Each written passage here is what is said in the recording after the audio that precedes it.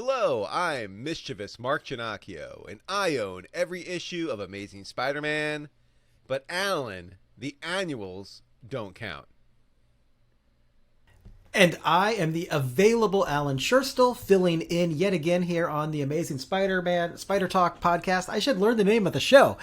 And I have read most issues of Amazing Spider-Man, but I originally stopped reading when I was young during the Clone Wars because it was just enough of this crossover madness. I wasn't enjoying it at all.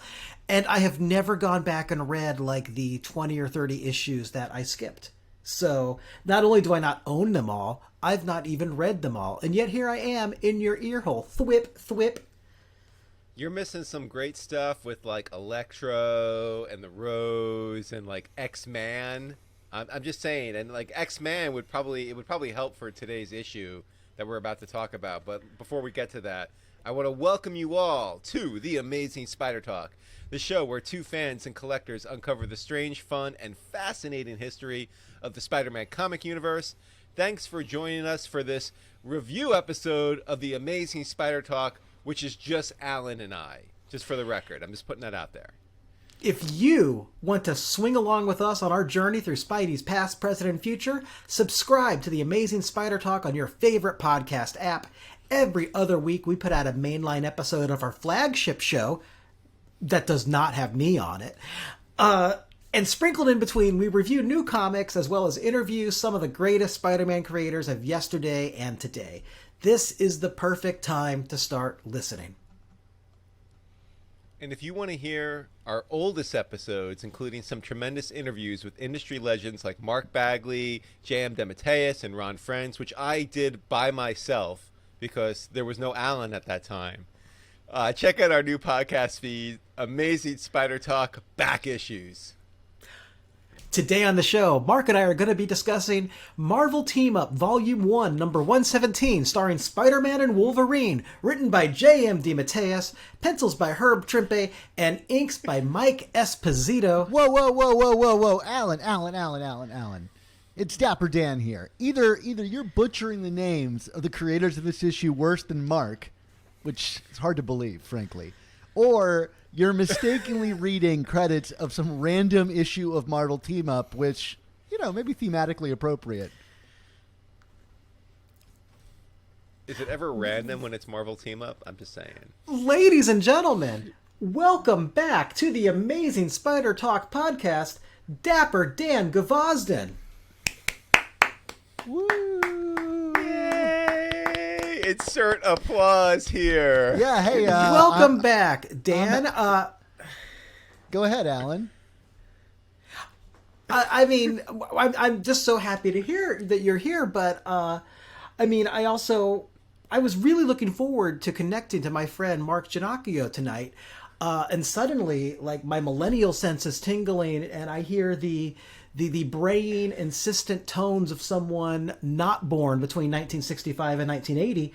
And I don't know, like, Mark and I were going to just kick back tonight like we always do and talk about Spider-Man, Wolverine, George Brett, Mookie Wilson, Cheers, Walden Books, We Are the World, The GoBots, Zima, the Romancing the Stone movies, and the day that America lost its innocence and was shaken to its core, which was when the TV movie The Day After aired on ABC. And we were going to talk about all this, communicating in about 80% Simpsons quotes. But now you're here, and I guess we got to throw it out the window and talk about this comic book. I mean, 80% Simpsons quotes. That's down from like 100% Simpsons quotes. I'll take it. I'll take any reprieve I can get from this Gen X energy, the generation that time forgot, and for good reason. After I've been listening to the past half dozen episodes, the only generation that knew how to program a VCR. That's fair. I actually, I'll say I've engaged in about half of the things you described. Walden Books. I mean, where do you think I got my early comic trades? That was a go-to spot. And but yeah, I'm really excited to be back. Dan, you haven't lived, Dan, until you entered a contest, a phone contest on a rotary phone. Okay, I'm just saying, like, Dan, trying to be that 10th caller. You haven't lived until Pizza Hut and Walden Books teamed up to give you free personal pan pizzas through the Book It program for reading a book. It was just the thing to reward my youthful inactivity sitting around inside the house.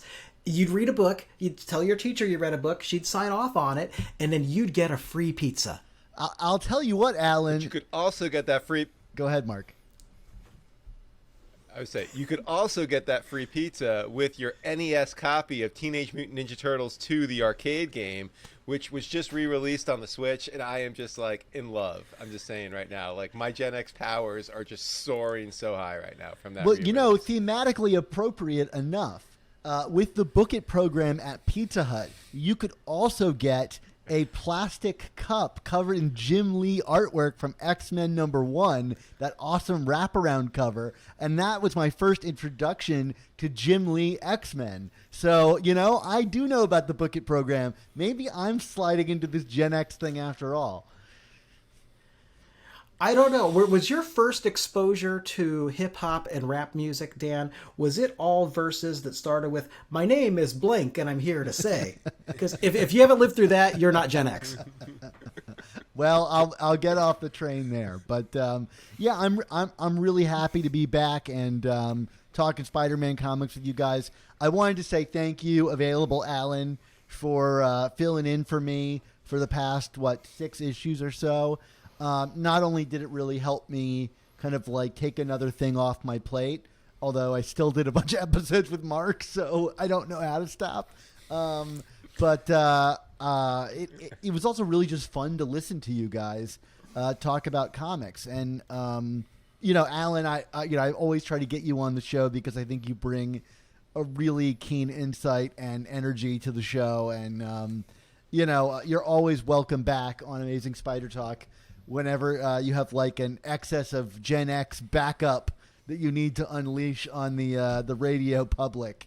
It was really great listening to you guys, and every time first of all, it was like watching I have a child that's going to learn to walk, but seeing Amazing Spider Talk without me was kind of like another one of my children learned to walk, and it was really fun. I enjoyed it, and even though I might have been shouting at my phone, a handsome stranger taught your child to walk.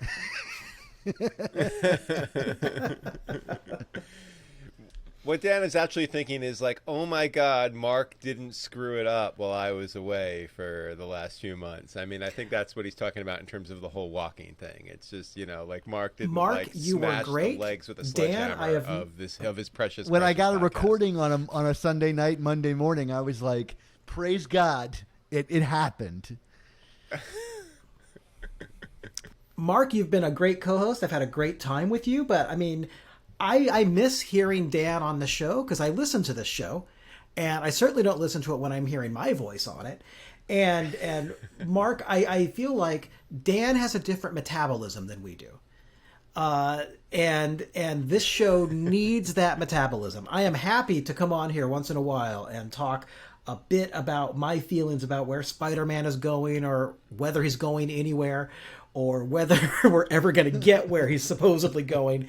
But I'm not going to come on and offer elaborate theories based on clues about like all this stuff. I'm just not going to bring the puppyish enthusiasm, like a puppy with a magnifying glass looking for clues. I'm not going to bring that level of enthusiasm that Dapper Dan brings. Oh my God, I'm like a Nick Jr. cartoon come to life. Well, all I can say, if I can get into the compliments and praises, is Alan, you helped make this transition, which admittedly was a little scary for me. I know I joked about like, Dan was like, oh good, he didn't screw it up, but Dan is. That metabolism is the heart and soul of the show that I think drives this forward. I'm just kind of the guy who sits back and like Waldorf and what's his face and the Muppets just makes it's another Gen X reference. Makes it like Statler and Waldorf. Thank you. Likes to make comments about the comic books. But Alan, you know, I feel like we found a way to click pretty quickly with this, and you know, I looked forward to continuing this show in Dan's absence, which I didn't know if that was going to be the case when Dan disappeared. So I thank you for you know, filling in, but doing more than that. I think just kind of adding a new personality and voice to the show. And yeah, I mean, like I mean, it's Dan. I always kind of feel this is Dan's show, but I'm going to say point blank, you're you know, the door is always open for whatever you want to do on this, because I think, you know, like you're just awesome, and I really appreciate the work you did here. Thank you, Mark and Dan. I appreciate that. And if this show ever needs to break new ground by bringing in the perspective of a white guy in his 40s, give me a call. I mean, sounds good to me. Dan, what is actually the contents of this episode today? Yeah, well, let me just begin that like puppyish magnifying glass correction attitude here by saying, no, the issue we're actually going to be talking about, as I push my brim of my glasses up, is Amazing Spider-Man Volume 6, Number 9, written by Zeb Wells, interior and cover art featuring pencils and inks by Patrick Gleason, John Romita Jr., colors by Marcio Menyz, and letters by VC's Joe Caramagna. This issue was first released on September 14th, 2022. I got a big reaction from Alan there as I pronounced Caramagna. Have I been right? saying... oh my God, why didn't you tell me? I've been saying Caramagna for weeks, and I thought I had it right. I thought I had it right. And wait, you're telling me I was only on 6 issues? My God, I feel like I've been doing this for a year. Well, you know, one thing that I think is going to be an improvement on the show in my absence is that I'm going to take over pronouncing the names, and Mark is going to take over the summaries, which I think we can all agree was a welcome upgrade. So, Mark, why don't you summarize Amazing Spider-Man Volume 6, Number 9 for us? That's right, Dan. Just because you're back doesn't mean I'm going to relinquish my grip on the summaries. It's the only way I can just work that Gen X energy into overdrive here, not to mention, like, you know, make like veiled shots at both Marvel and you throughout the episode. So, like, let's have at it. We open at the Hellfire Gala. Spidey opines, you might be wondering what he's doing there. You don't say. Mary Jane is apparently being held hostage by Moira McTaggart. Right? Admittedly, my X-Men mythology translator is in rough shape, but I think that's what they mean by Moira. We get through a who's who of awkward interactions between Spidey and the mutants until we get to Spidey and Wolverine plotting MJ's jailbreak. A mutant called Gateway zaps Spider-Man and Wolverine past the gates, and there's a melee against some mutant-hating shock troops, heavily armored. They succeed, but Spidey has to wait until MJ telepathically leads them to Moira so they can take her out and free her. Moira is done with MJ anyway and threatens pretty much that she's going to kill her off when Grey Crow, a mutant with a gun, shows up. I can't keep up with these guys. Seriously, folks, who is this guy? He looks like a remnant of the Liefeld Jim Lee era. And I just looked that up wrong. He's actually from the Chris Claremont JR run. So continuity with Spider-Man with bringing in a Romita character. Very good. Wolverine and Spider-Man show up with some EMPs. And after some major threats from Moira, they win the fight. For now. But on the way back to New York City, MJ is being distant. Peter wants to talk, but guess what? MJ can't do that because of responsibility. The plot, well, the plot's kind of in the same place it's been since this run started, but hey, they can't possibly drag this storyline out 75 issues again, right, guys? Take it away, boys. Well, you know, nicely done. My first reaction to this issue was, great, I'm coming back on the show, and this was my welcome back gift, which is... not an issue I dug very much. But, you know, one of the interesting things about this, I think, is that I had been bugging Mark for a while to pick up the Hellfire Gala issue, knowing that, like, this issue was coming. And Mark has been, I don't know, Mark, how would you describe your reaction to that? I mean, do you want me to really just get right into it yeah, here? yeah, 'Cause go I can for get it. right Go into for it it. here. Go for it. So yes, Dan, you have been kind of concerned, telling me for the last few months, you really need to read this issue. This is Hellfire Gala tie-in. It's really going to tie into Amazing Spider-Man #9 because you're one of those people that reads the solicits and I don't, as we've discussed in the past, Alan. It kind of got to a point where, and I don't know if I said this to you point blank, Dan, but I kind of felt a little spiteful about it. Not towards you. I don't want to ever make it sound like my beef with Marvel is actually reflected in my relationship with Dan. It has nothing to do with that. But Dan, your enthusiasm to read all of the tie-ins and everything, I guess that I do have beef with that, but that's okay. Anyway, point being is I made a stand at some point where I was like, no, I'm not reading this frickin' tie-in issue because as a regular reader of Amazing Spider-Man, they need to bring me up to speed. If they're gonna lean heavily on this outside event that it's an X-Men event, it's not a Spider-Man event.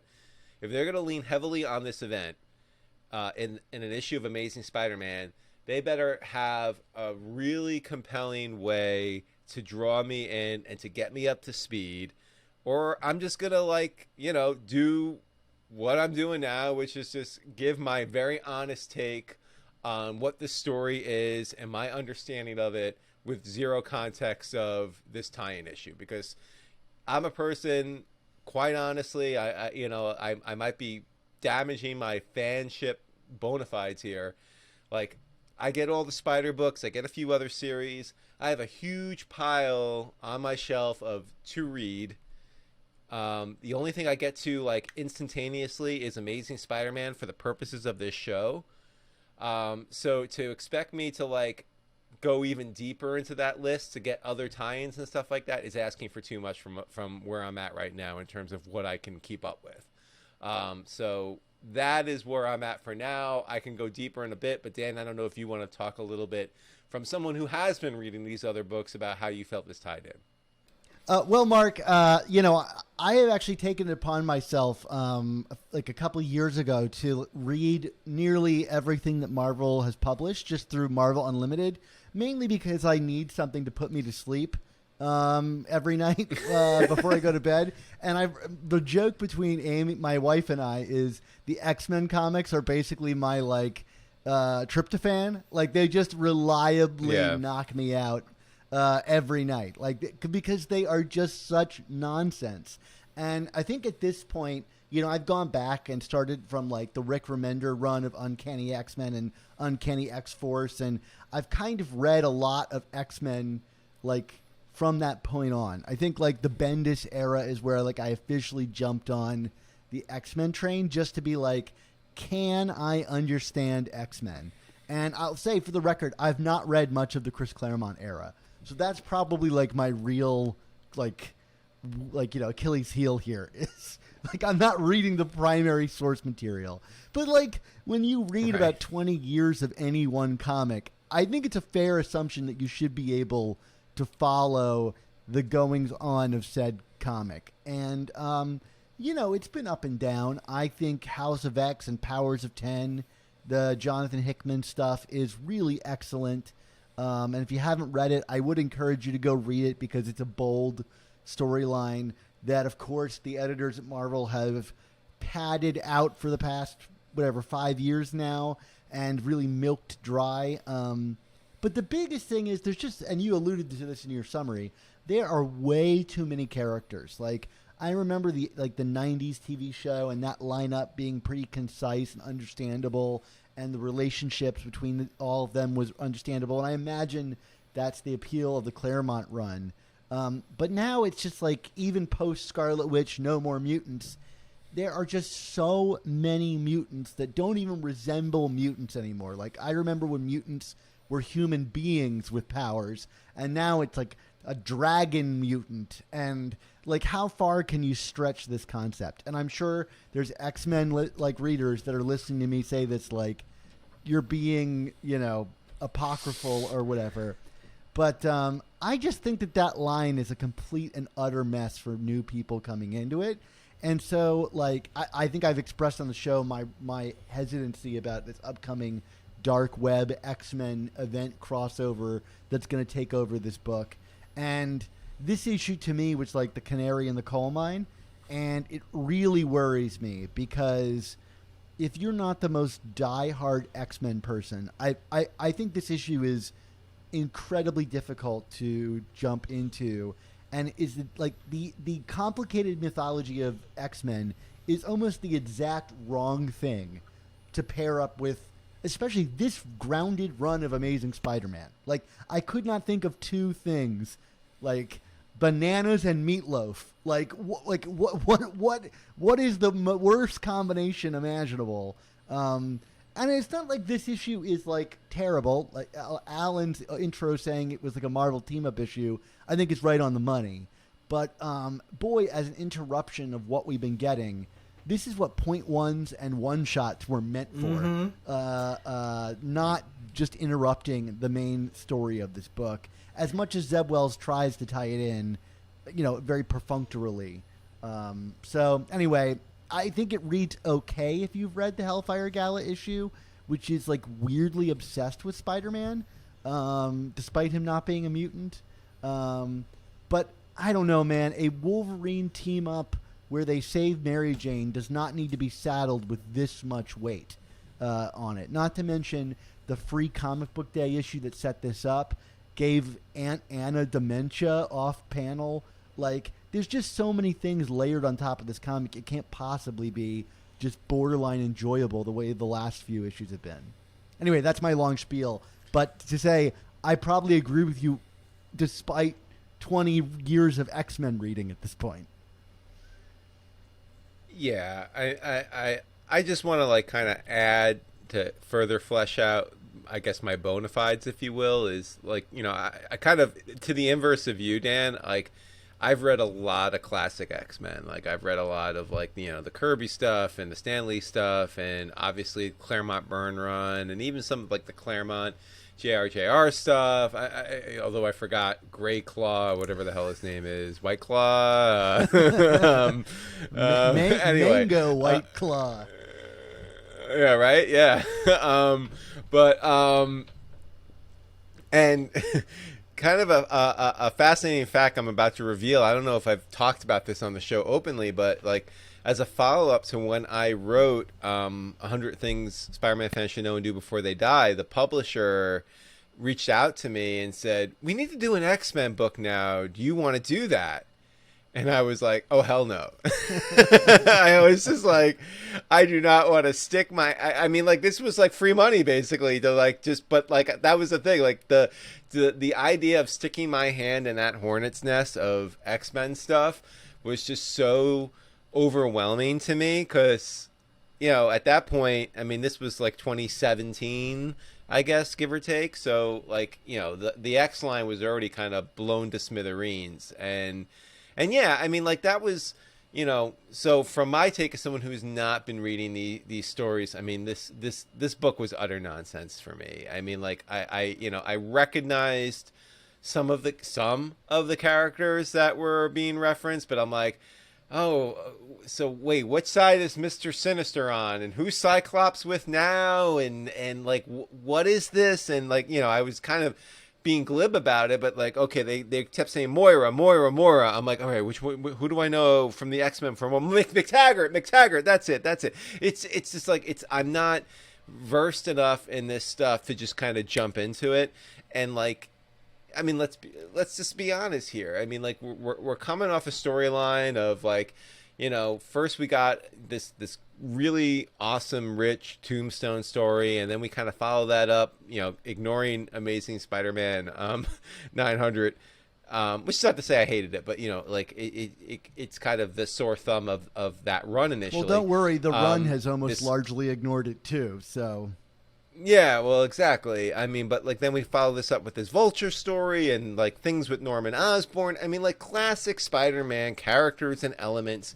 And we're just getting thrusted into this universe that I have no connection to whatsoever, no relationship to. Like, this is this is like exhibit A of what I hate about modern comic books.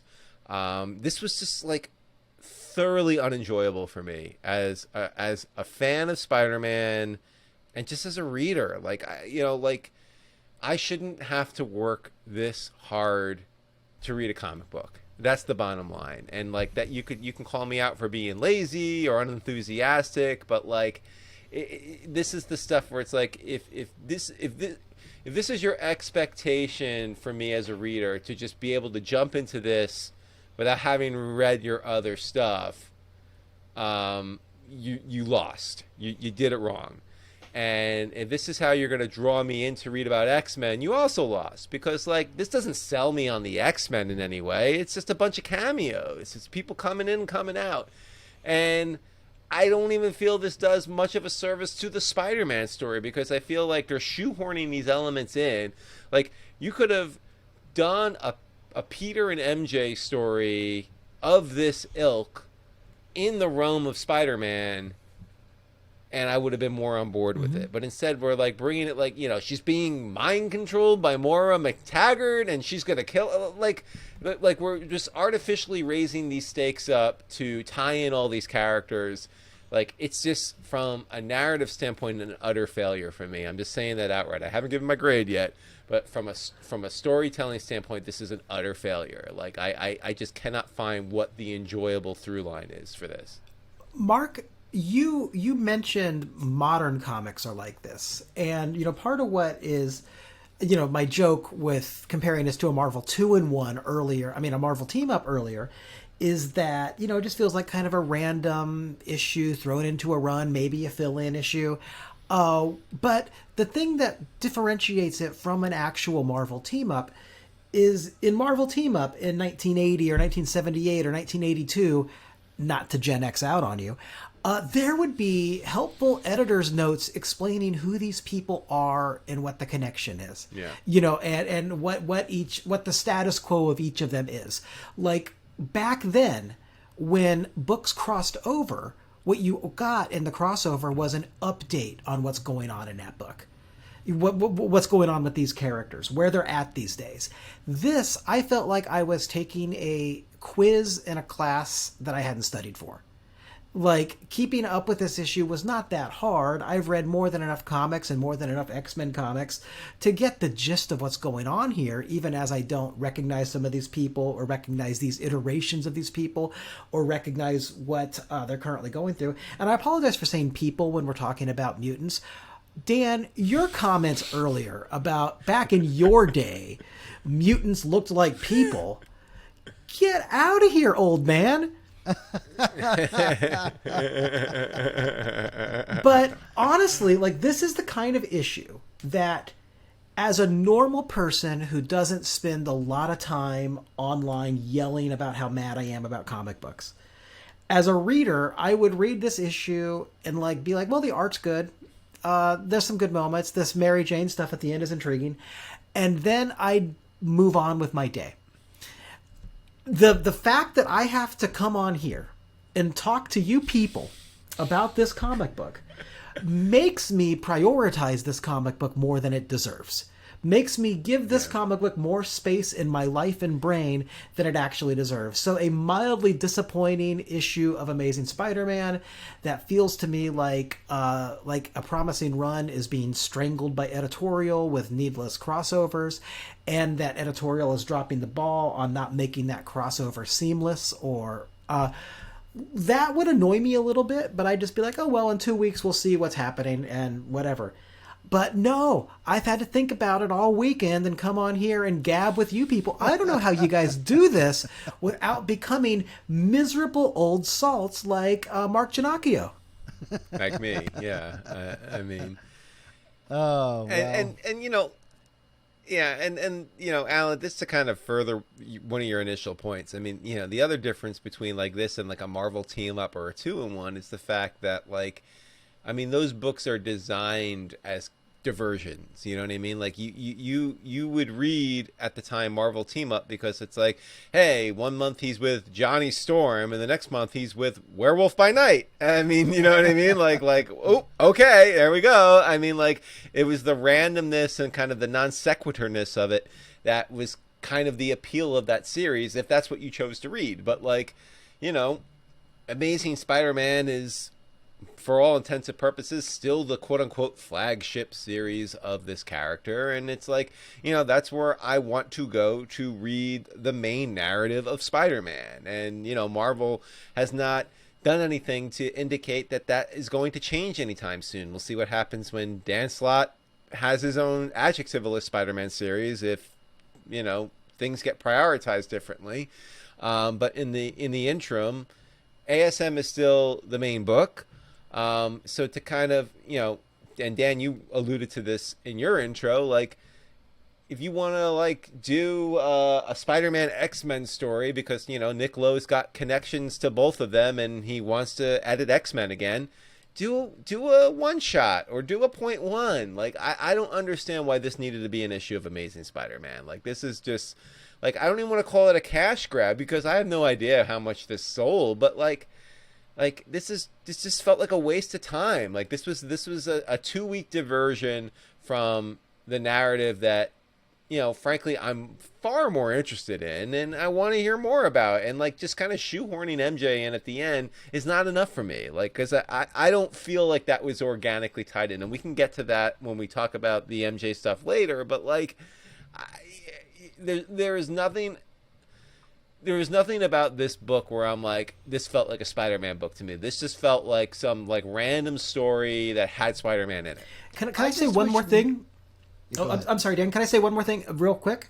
I just want to thank you, Mark, for having like so strongly recommended over the years Marvel 2-in-1 annual. Is it number 2, the Jim Starlin issue? Yes, where course, Spider-Man and the Thing go up against Thanos. And I just want to I read that in the last like 2 weeks because of your recommendations, and it's a great issue. It truly is a great Spider-Man story, even though it's by Jim Starlin and it has these cosmic themes. But what sets it apart from this is that throughout that story, Spider-Man / Peter Parker is continually thinking about, I'm out of my element. I'm not sure what I'm supposed to do here. You know, and he's like uncomfortable, and we're in his head. And in this issue, it's just, it feels like he kind of battles through a couple splash pages and asks if Mary Jane's okay, and that's it. Has no like significant impact upon the action or the resolution.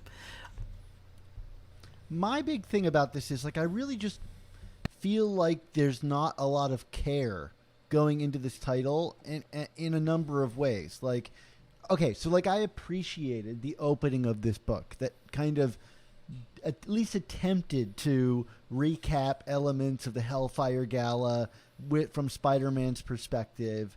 But then, like, those Marvel team-up issues, they don't have a page that gets to explain the events of like where these characters come from.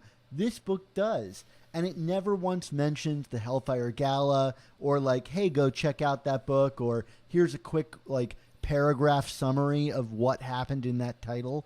It like is just completely hands off. It's not sending you the little like floaty wingies so you can swim in the big kids pool. You know, it is completely abandoning you, or at least like prioritizing the wrong thing to help you, you know, get up to date. And yeah, like, would I rather like cool art pages that can update me on the story in every issue of Amazing Spider-Man instead of, as Alan has critiqued, poorly edited paragraphs of text? Yeah, but it's a bad prioritization of resources. It's easier to get caught up just by reading text. And that really bums me out. And then I compare this to, like, other top books at Marvel, right? Like, let's take, for example, Immortal Hulk. Would they do this to Immortal Hulk? Would they have canceled Immortal Hulk for a week and thrown in a completely random story? I don't think so. And so it suggests to me that, like, just because Amazing Spider-Man is a bi-weekly title, that they feel like they can just do this with this title, and in many ways it makes the title feel cheap and not like Spider-Man, like the Marvel's marquee story, which I think this issue suggests very clearly it's not. This is not meant to bring Spider-Man readers to X-Men. This issue to me is very clearly trying to get X-Men readers to pick up Amazing Spider-Man. And, whether that's the 90s returning again in some fashion, is yet to be seen. I think a lot of the trends of the 90s are back. But it suggests to me like a deprioritization of the specialness of Amazing Spider-Man. I got to be honest with you, Dan. I don't think I've ever saw something quite as poorly tied in as this was in the 90s, and that's saying something. I'm racking my brain right now. Like, there were plenty of crossovers and special editions and whatnot, but like, this is just like, here for those watching at home and playing the drinking game of Mark phrases. This has the grace and style of being attached with a rivet gun. Can I just say, bingo? I liked your points, all the points you just made there, Dan. And I want to reveal a little bit of the behind the scenes sausage making. If this is a sausage, I don't even know. But Dan asked me like a week ago, hey, are you going to read the X-Men tie-in issue before Amazing Spider-Man number 9? So we can talk about it. You're just asking everyone this, Dan. Huh? You're just like... I was curious about what kind of conversation we were going to have, because like I wanted to know how much I needed to shoulder the weight of knowing what happened. Well, I had plans to read it. Dad pulls his face off, and it's Nick Lowe. I had plans to buy it and read it, but then I didn't get around to it. And then Amazing Spider-Man number 9 came out. I bought that. I thought, well, I'll just read this, and then I'll go back and read the tie-in issue that builds up to it. Why not? See how it stands on its own. That's a helpful thing for a reviewer to do. So I did that, and I kept looking in the issue like, so what is the issue that leads into this? And it doesn't tell you anywhere, as you pointed out, Dan. And I know I can Google that. I know I could go find that somewhere, but I didn't at the time. And then today, when we're going to finally get on here and discuss this issue, like life got in the way, and I never had time to track that down. I did not read the tie-in issue because this issue didn't bother to tell me what the tie-in issue was. Yeah. Yeah. And, this gets to kind of like, and I'll stop my rant here, but this gets to like an even larger kind of umbrella, which is, Alan, I don't know if you read any of the trades. I know you read digitally, but the recent, like, past few years of Spider-Man trades, whenever there's a crossover, they don't even bother to put the issues in the right order inside of the books. They, like, just shove them in there, like all out of order, expecting you to do the homework of flipping through the trade and finding which issue you should read next in this Spider-Man crossover mega event. Like it would be like reading Spider Island and having all of the Amazing Spider-Man issues first, and then like all of the subsequent stuff afterwards, which readers of that know, like the Venom story actually turned out to be where some of the most pivotal stuff happened, and you can't read it afterwards. And it's just kind of like not being very well, like clearly articulated. There's not even a guide in those trades.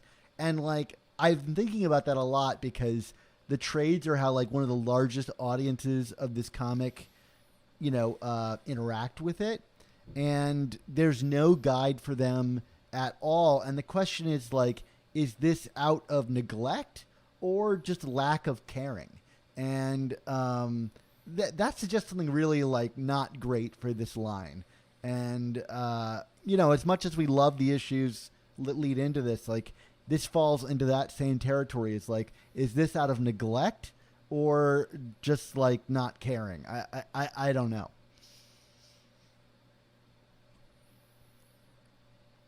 So, how about the Wolverine team up, Dan? Well, trying to transition. I don't know. I mean, I feel like we've beaten this to death. That's all. Well, Bub, I tend to think that Wolverine is one of the best team ups with Spider-Man in comics. Like, I know people are on this whole Deadpool kick, but Wolverine to me has always been the most fun team up with Spider-Man. Even though it's relatively rare, I think like Astonishing Spider-Man and Wolverine is like one of the most fun Spider-Man team up comics out there. And of course, Spider-Man versus Wolverine, which we've talked about a lot on the show. And here, like, there's a couple of nice moments, but, like, again, I don't think that this needed to be shouldered with all the weight of a Free Comic Book Day issue, Hellfire Gala, like, all of this nonsense. Like, there's an inherent joy in these two opposites attract characters, and I don't think that this best utilized that. Yeah, I mean, just to jump on that, I mean, like, yeah, I agree with you. Certainly, I'm a traditionalist, so I would probably, if I was going to say like who's the best partner for Spider-Man, I have to say Human Torch, just because that's how I am. But like I certainly from the modern era, I would say Wolverine is a great team up choice. But that said, I don't. Like, I don't know if that relationship was truly utilized here. Like, pretty much everything else about this comic, like, it felt very perfunctory in terms of how we're putting these two characters out there. Like, like, again, part of the allure of using these two characters together is, like, the opposites attract, or whatever you want to call it. And, I mean, we had a couple of moments where Wolverine is like, no, we're going to do this. And Spider-Man's like, but no, I need to save MJ. But, like, I didn't feel like that was, like, a true character examination of, like, how these characters approach things differently. It was just like, oh, let's just create conflict. You know what I mean? Like, there was nothing distinct about this storyline that I felt utilized these two characters' personalities in any kind of meaningful way. So, like, it just kind of, in the long lineage of rare but effective Spider-Man Wolverine stories, I don't know if there was anything special or unique that even a few months from now would call this one to attention.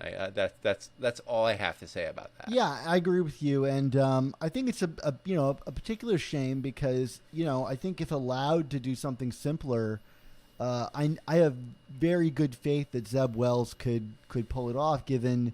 I don't know, Mark, if you remember much of his Avenging Spider-Man stories, but he wrote some really touching, really wonderful team-ups in that run. None that I think included Wolverine, but I think about the Hawkeye and Captain America and even the Hulk issues being really good time and, probably partially the reason why Zeb was given this job in the first place. So to see him kind of like deliver a very team up that doesn't really utilize what's most fun about team ups is disappointing, just because I know he can do it. So like if I know he can do it, I have to think there's some other element getting in the way of him being successful, and I have to lay that at the feet of like doing an event crossover, which this book definitely didn't need. So anyway, that's my 2 cents on that. Mark, we're at about the middle of the show here. Why don't you tell our listeners about our Slack? Yeah, hundreds of listeners like you hang out in our community of Spider-Man fans on Slack. The amazing Spider Slack community is absolutely free to join, and you can jump into active conversations with awesome people about collecting, conventions, movies, new comics, old comics, and more. Dan, I even just wrote one comment about this comic on the Slack. I mean, I don't know if people engaged with it because I haven't checked it since I wrote it, but I did it. So I'm on the Slack. What about you? Well, Mark, we appreciate having you there. You kind of are dropping like a stone in a very still pond, because every time you show up, everybody loses their mind. It's Mark. It's Mark. So if you go back, you'll see that your one comment was met with wide-eyed bemusement and excitement that you have graced us Slackers. But I hang out in the Slack all the time. What's really neat about the Slack is it's kind of starting to create its own creative output. So like a few of our members have gotten together to create a stop animated movie with their like Spider-Man figures and things like that. And, we have a bunch of Ben Reilly fans in the Slack, and they've been curating like a music playlist for the character that they think like kind of like would sum up the character they want to listen to when reading old Clone Saga issues. There's just kind of like this community that brings all of us nerds who probably should have other hobbies together to produce new things. And I think that's kind of neat, like to have people just sharing their love and collaborating together in this way. So, if you want to join our awesome Spider-Man community that Mark pops his head into from time to time, just follow the link in the description. And like I said last time, be sure to say hi. We have some people that like join up and then they never say anything. And I just have to think that they're like a ghost in the system. So, come say hi once you're in the Slack. And I know you'll be met warmly by our community. So that's the Amazing Spider Slack. I hope to see you all there. Awesome.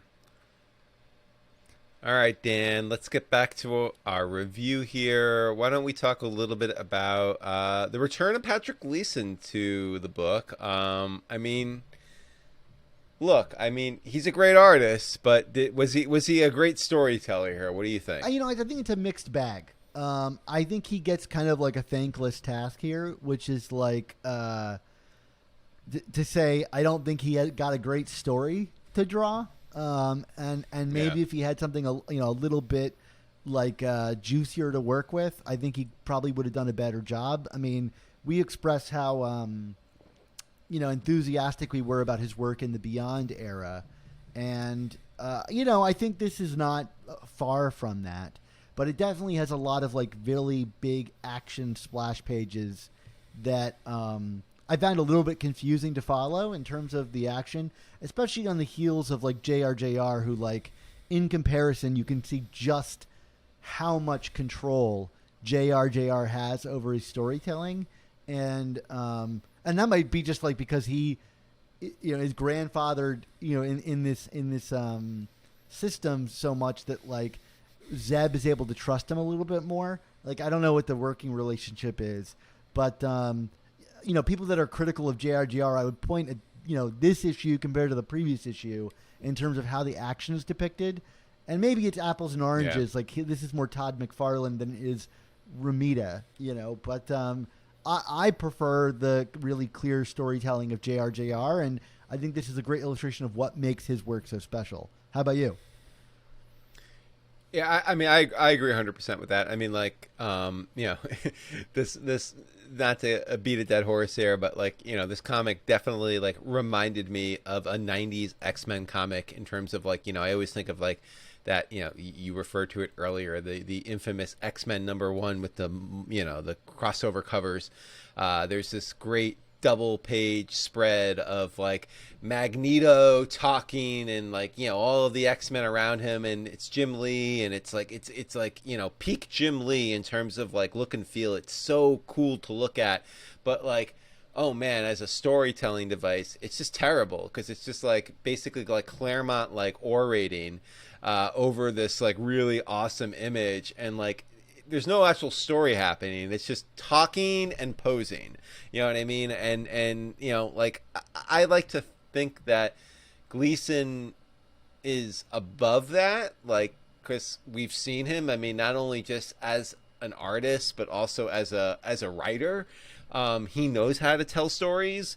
But like, I don't know if it was just the limitations of what he was working with here or whatever. I mean, you saying it's a thankless task, I think is probably the closest to the truth that we're going to get on that.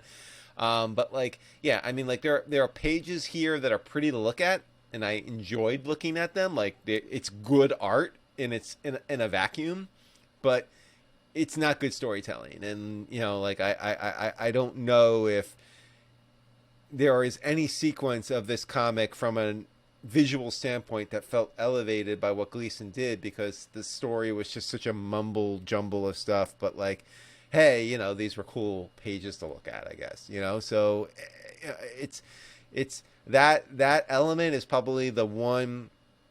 I don't want to call it saving grace, because I don't know if it's been saved, but like it's it's one minor positive in a litany of negatives. I have feelings about this comic, but like there are some nice pages. I'm not going to sit here and be like, oh, look, it was terrible to look at. It wasn't terrible to look at, but like I didn't get any story from the art. Yeah, it doesn't have a lot of nuance to it, and that's not to say like the images, like you said, are beautiful. I love how he, is very clear about his foregrounds, middle grounds, and backgrounds. Like in some images, you'll have like people clawing the nano spiders out of their eyes, and Spider-Man posing with MJ, and in the background there's like shadows of the fight happening, and it's like, what a cool layered image. But it's just so much to look at. Like there's something about the simplicity of Romita Jr.'s artwork that like makes every beat really connect. And here it's like it's maximalist, storytelling, and that can be really great. But it's if you ever see a Transformers movie, there's just so much visual action going on that instead of me thinking it's cool and leaning in, I like lean back and it just glazes all over me. I'm unfazed by it because it's just an avalanche, and I think that's a little bit harsh to lay at Patrick Gleason's feet here, because it's an objectively like really nice looking, and it's not bad storytelling, but like it's just a really nice indicator of the difference between the two. I will say, I do really like his way he renders the suit that he designed.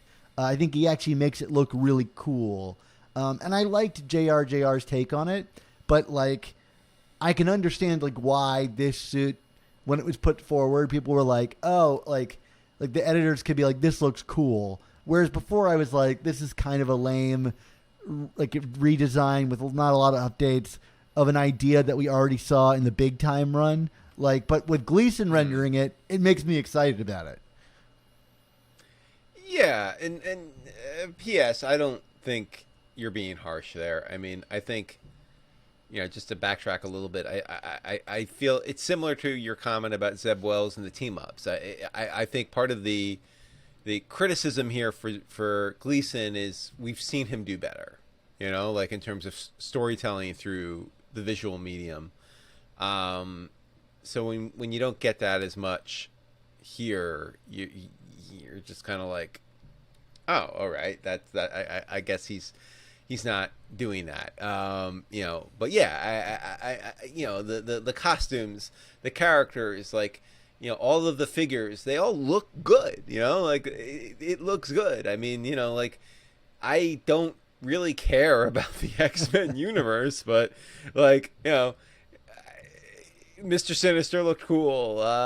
Cyclops as a pirate looked cool. I mean, you know what I mean? Like there's nothing wrong with it, but yeah, I just, the costume looked great for Spider-Man. MJ looked stunning.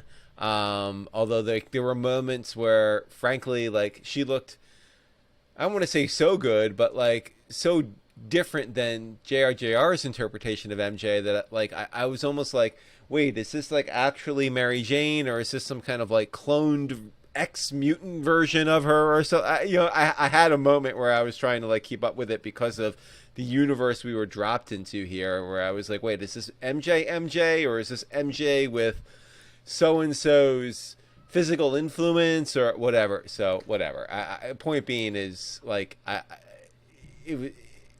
there was nothing that, I think you mentioned this earlier, from a storytelling standpoint, there was some muddiness and confusion in terms of driving the plot, and that was certainly an instance. Well, I don't blame you for a second, because like I actually found the whole like MJ, is she a hologram or not, on top of Moira really confusing, because there are moments in the comic where it's just Moira with her brown hair walking around, and the implication is that's like who is underneath or like in the mind of Mary Jane, or who's in control, I guess. But in other times it's not doing that, and it's really unclear. So like if you don't know how the Moira thing functions, which, how could you?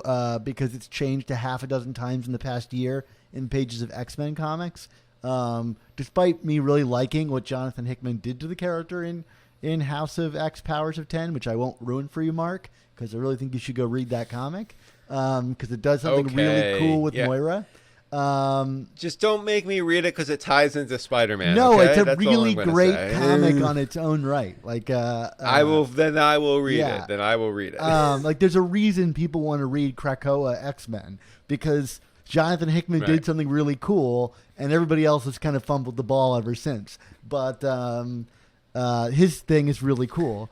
But to me, that, like, even as someone who's read all the books and knows what's going on with Moira, I was like, wait a minute, who are we looking at right now?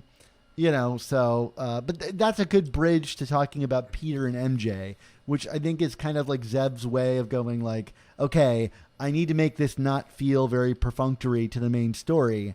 Let's make it about Peter and MJ, which, like, I applaud that, because I think you and I have said on the show in the past that, like, Amazing Spider-Man writers should be judged on how they incorporate events and tie-ins into the main story, because they're just in the modern era forced to do that. And I think, with Nick Spencer, we were like up and down on his run, but I think he handled tie-ins pretty well. Like the Absolute Carnage crossover was great. Carnage. Yeah. So, okay, forgetting all the like X-Men nonsense, like, did we get anything out of Peter and MJ's relationship and how it appears in this comic, Mark? I'm gonna say kinda, but not really. I mean, and this might be where we diverge here. It sounds like, but like, for me, I felt like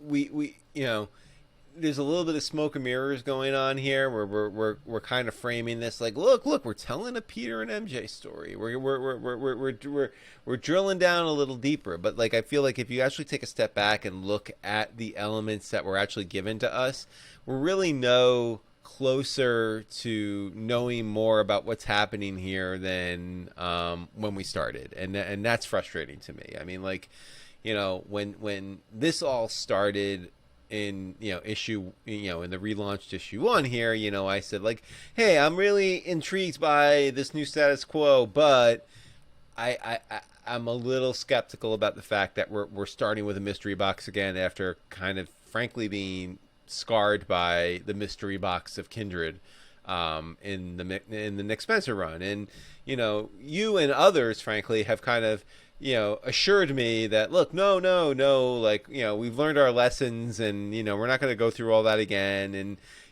that, we're still only at issue 9, so that might be true. I can't jump to that conclusion. But, comics like this make me highly, highly skeptical that we are going to get. It's not even about it being a satisfactory conclusion, because I don't even want to take the quality of where this story goes into question. It's about the cadence and the pacing of the story that I am so distrustful right now. In terms of Marvel's editorial. Like they've given me no reason to trust them. I just can't blindly be like, no, it's going to be different this time. We're getting this diversion of a story, and again, I feel like we're getting it under the guise of, but no, we're advancing things. But it's MJ saying like, no, we can't be together right now because why, like responsibility. But like responsibility doesn't say why anything about what the situation is. You know what I mean? Like, so it's just throwing, Spider-Man buzzwords, for lack of a better phrase, out there, without actually giving it true meaning and context. So like, I don't feel like we're any further along than where we were a few months ago.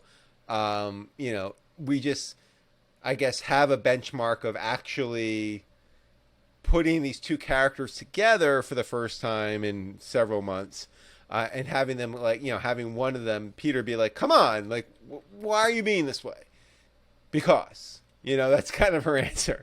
So I guess that's progress in a sense, but like, certainly not progress at enough of a pace for me to be like, all right, we're gonna have answers in X amount of months or X amount of issues. I don't think we're that much closer. And I like I said a few minutes ago, I just don't have any reason to trust this editorial team to do this in a way where we're not going to just get this dragged out for every last bit that we can get out of it. Well, I think the thing that is I kind of like and don't like is this issue has taken what I think has previously been subtext about these two characters, Peter and MJ, and their new relationship, and made it into text, right?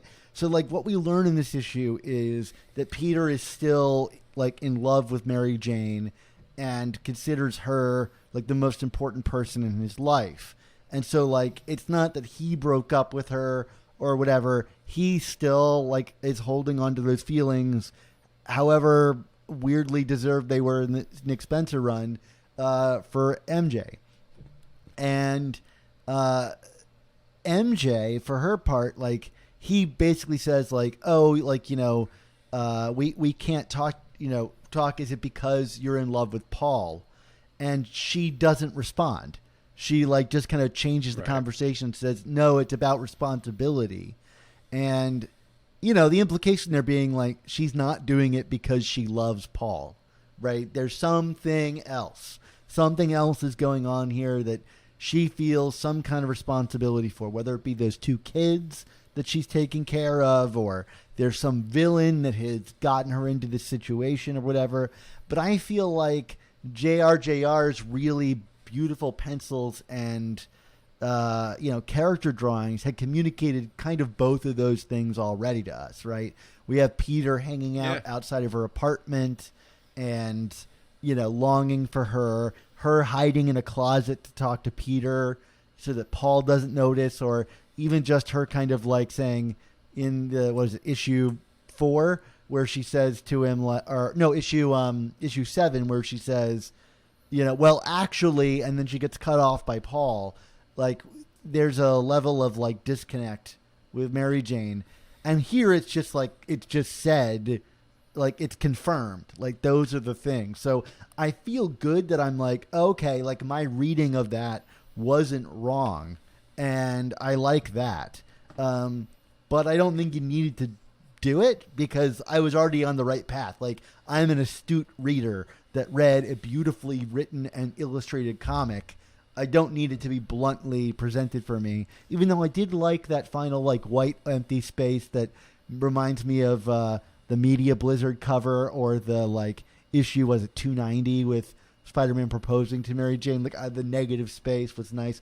But now I'm praising something that I'm, like, kind of iffy on. Does that make sense? Yeah, no,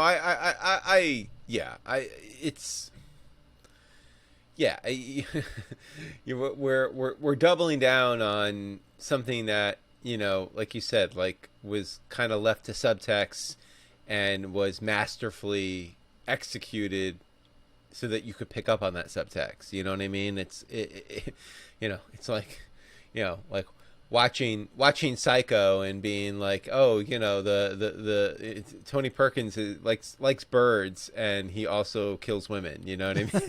but like, I don't know. Like, it's just like, you mean a room full of taxidermy wasn't, like, making it clear enough? Well, right, exactly. You know what I mean? So, like, oh, well, we'll wait till you see this room, which is all the women I killed. You know what I mean? Like, it's just, it's doubling down on something that, I, like you said, I think as astute readers, it's apparent. Like, you don't, like, I don't even, like, are we even that astute? I mean, we're smart guys, Dan. I don't want to put us down, but, like, is it that astute? I don't know. Twitter but, like, might tell you otherwise, Mark, but Twitter will tell you a lot of things. I don't pay attention to Twitter when it comes to my intelligence. That's all I'm going to say about that.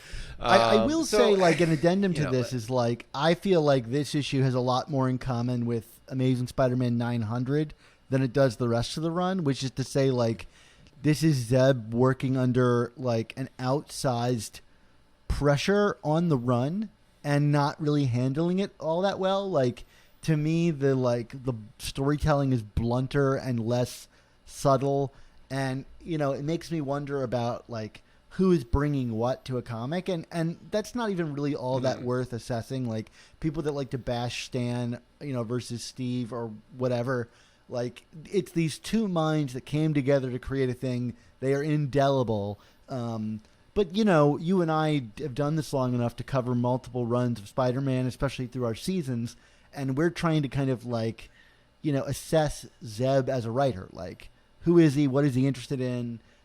And things like this make me really question, like, okay, like, what is Zeb contributing in regards to these stories? Because the quality has oscillated so wildly. But at the same time, I do know that, like, centennial issues and weird tie-ins, are, like, often where most Spider-Man writers kind of stumble, which is to say, Editorial, sticking its nose where it's not necessarily wanted, if we're just to surmise, something. Yeah, I think that's pretty fair. All right, sir. Do you want to give a grade on this, or what? is this gradeless, or what do you think? This one to me is a D-. I don't think it's an outright fail, but it's definitely like what frustrates me about a lot of Marvel comics. And the thing that's most upsetting to me is that we have this dark web story coming up, and I said it on my Twitter the other day, like, Wells has not really disappointed me, but having a like big mega arc, like, we just got the solicits with all the books that are going to be a part of that, and that makes me really weary, and which is not something I've been feeling about this run so far. And like, Wells got done writing like a 12 or so, maybe more, it's more than that, issues of Hellions, which I know is going to tie in to dark web, and I'm tempted to go and read that a bit closer, but like, that already exhausts me, and like, I just want a Spider-Man book that can operate on its own, and maybe dark web will. But if this issue is anything to go by, I'm like, the thing that makes me sad about this issue is it sets me up for like kind of lowered expectations moving forward. I mean, I'm right there with you, Dan. I was going to give this a D-. I mean, the only thing that keeps it from going the full fail F for me is, while I don't love Gleason as a storyteller here, it's still good enough to not be. A book can't look this good and be an F. That's all. You know what I mean? Like, it's a good looking book, but as a story, this is a mess. It does not inspire confidence for future crossovers, and I'm not looking forward to this dark web storyline. I have not been keeping up to date on the solicits the way you have, so that could make it. I mean, maybe that's a good thing, or maybe that makes it even worse. Time will tell. But like, this book is at its best when it is focused on Peter and Spider-Man and street level stuff.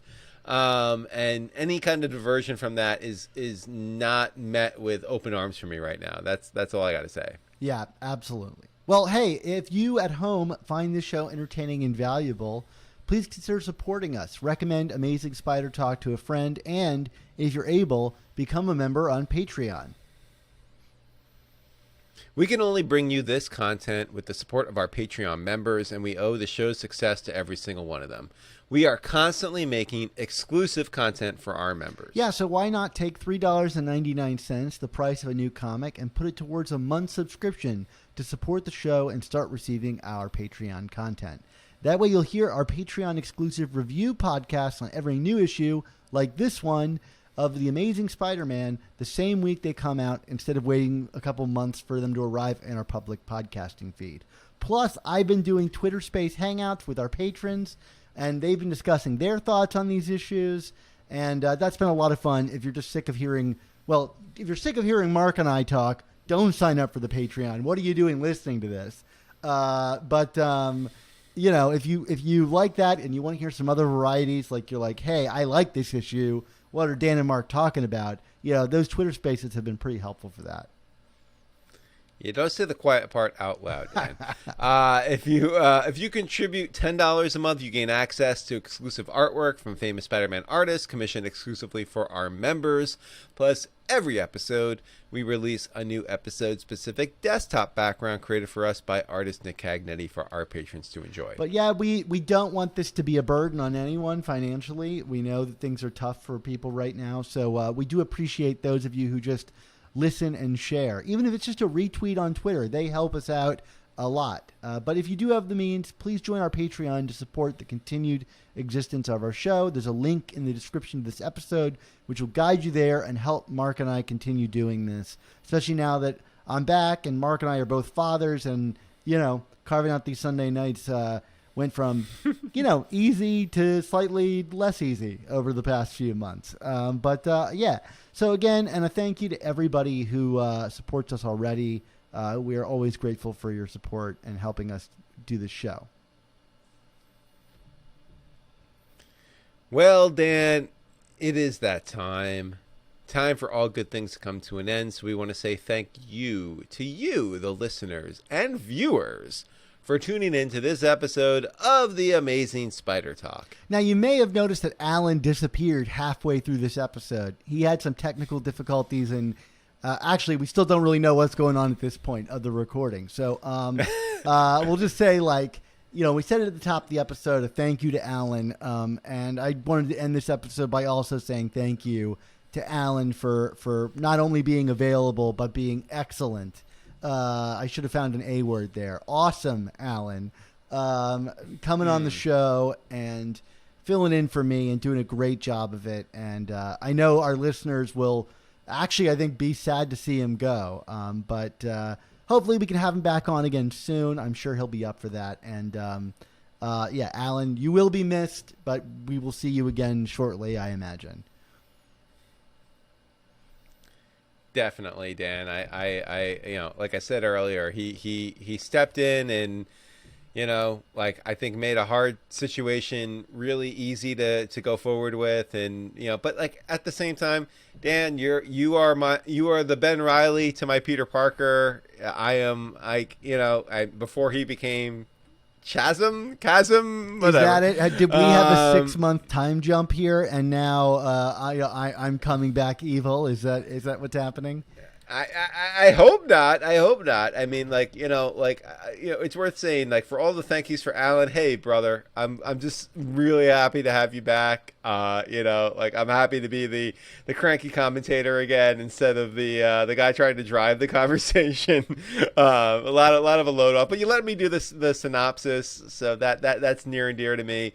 You know, I'm looking forward to when we start getting into the next season, which will be, yeah, I think sooner instead of later.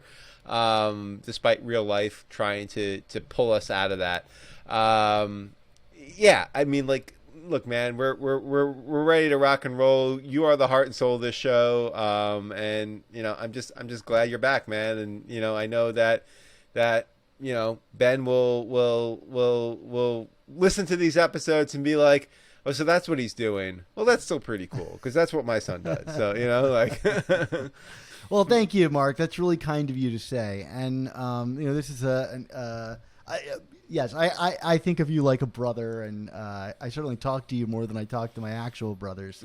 Yeah, it takes a team to make this show, and that's a nice little seg to say this episode was edited by Rick Coast with production support from Andy Myers. Our artwork comes handcrafted by artists Ron Friend, Sal Buscema, and Ray Sumser.